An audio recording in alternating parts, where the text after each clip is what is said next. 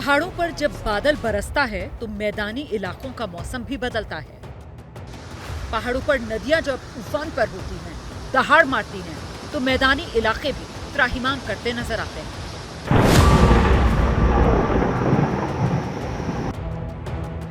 हिंदुस्तान के मौसम की यही रीत रही है और इस बार भी यही रवायत बाढ़ की शक्ल में मैदानी इलाकों में दिखाई दे रही है।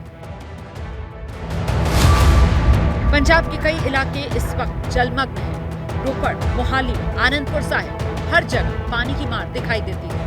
पहाड़ों पर बारिश का आफ्टर इफेक्ट इन इलाकों में देखा जा रहा है। इस तरह की तस्वीरें हरियाणा और दिल्ली से भी आ रही हैं। पंजाब के मोहाली में तो अब भी सड़कों पर नाव चल रही है। मोहाली के डेराबस्सी की बात की जाए तो कल से एबीपी न्यूज यहाँ का हाल दिखा रहा है और पानी कम नहीं हो रहा है। सामने आपको नजर आ रहा होगा काफी दूर पे तो ये बोट चल रही है। इस वक्त एक कॉलोनी है, कॉलोनी के अंदर आपने बोट शायद ऐसे चलती हुई नहीं देखी। ये सड़क का एरिया है और आप देख सकते हो कि यहाँ पे करीब 8 से 9 फुट ऊंचा जो पानी है वो भरा हुआ है और इसी वजह से जहाँ पर बोट चलानी पड़ रही है लोगों तक।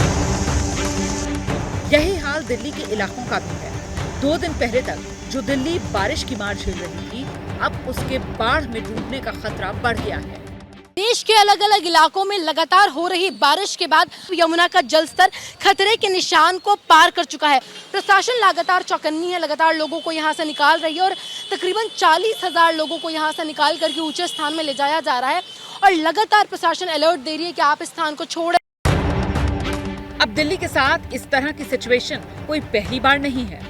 जब जब बारिश ज्यादा होती है, पहाड़ पर नदियां उफान मारती हैं, तो पानी की तेज धार हरियाणा से होते हुए दिल्ली तक पहुंचती है और इसका नतीजा ये होता है कि दिल्ली के पानी को चेक एंड बैलेंस की पोजीशन में रखने वाले हथनीकुंड बैराज में वाटर फ्लो बढ़ जाता है और यहीं से फिर दिल्ली की तरफ पानी छोड़ दिया जाता है। इस बार भी यही हुआ। दोपहर 1 बजे यमुना का जलस्तर 204.63 मीटर था। उसी दौरान 1,90,837 क्यूसेक पानी हथनीकुंड बैराज से यमुना में छोड़ा गया।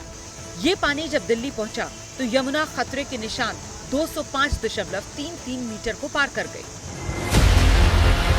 दिल्ली में बाढ़ के हालात पैदा हो चुके हैं। इसका मतलब ये है कि यमुना खादर में रहने वाले लोगों की मुसीबतें बढ़ने वाली हैं। साल के इन दिनों में उन्हें एक बार फिर अपना बोरिया बिस्तर और सामान समेटकर ऊंचाई वाले इलाकों की तरफ बढ़ना होगा और कई लोग तो पानी की मार को देखकर अभी से यमुना बेल्ट को छोड़ रहे हैं।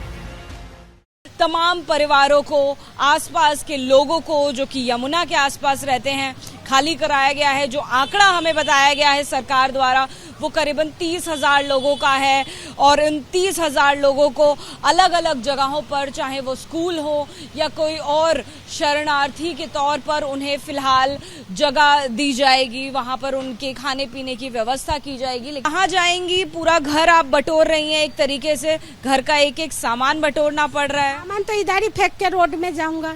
वो पूरा स्टोर का खाना खराब हो गया? हाँ। क्या क्या था जो खराब हो गया? चावल, दाल, सब्जी फब्जी यही थे, खराब हो गया। कुछ नहीं बचा मतलब? नहीं। हालांकि जिस वक्त दिल्ली में यमुना किनारे रहने वालों को सेफ जोन में पहुंचाया जा रहा था, उस दौरान दिल्ली की पीडब्ल्यूडी मंत्री आतिशी यमुना का वाटर लेवल का अंदाजा लगाने नदी में उतर गए।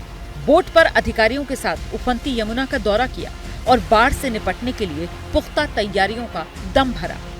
दिल्ली सरकार की पूरी तैयारी है बाढ़ की। पानी का जो स्तर है वो लगातार बढ़ता जा रहा है। पिछले 2 दिन में ही 8-10 फुट पानी बढ़ गया है और अगले 24 घंटे में शायद 10 से 12 फुट पानी और बढ़ जाएगा। तकरीबन 30,000 लोगों का हमारा अनुमान है जिनको इवैक्यूएट करने की जरूरत पड़ेगी। उनके लिए पूरे अरेंजमेंट्स हमारे हो चुके हैं। तैयारियों का दावा तो हर बार होता है, लेकिन एक बारिश से ही सारे दावों और वादों की पोल खुल जाती है। हालांकि ये भी सही है कि 8 और 9 जुलाई को दिल्ली में बारिश काफी हुई। 4 दशक का रिकॉर्ड टूटा। मानसून की बारिश में दिल्ली चोक हो गई। क्या वीवीआईपी इलाके और क्या आम कॉलोनियां सब पानी के आगे सरेंडर मोड में थी। इसीलिए दिल्ली के सीएम अरविंद केजरीवाल को कहना पड़ा कि इस सैलाबी अटैक से मिलकर लड़ने की जरूरत है। 40 साल में पहली बार इतनी, कहीं 50 साल में पहली बार इतनी बारिश हुई है और ये एक ऐसा मौका है जिसमें हम सबको मिलकर एक दूसरे की मदद करनी है। ये वही केजरीवाल हैं जिनकी पार्टी के नेता दिल्ली की जल निकासी के लिए बीजेपी को दोष देते थे, लेकिन क्योंकि अब खुद एमसीडी पर आपका कब्जा है, इसीलिए सवाल केजरीवाल से पूछे जा रहे हैं। उम्मीद यही कि ऐसे मुद्दों पर सियासत की बजाय जमीन पर काम होना चाहिए, कोई ठोस सिस्टम तैयार होना चाहिए ताकि दिल्ली का सिस्टम एक बारिश में फेल ना हो जाए।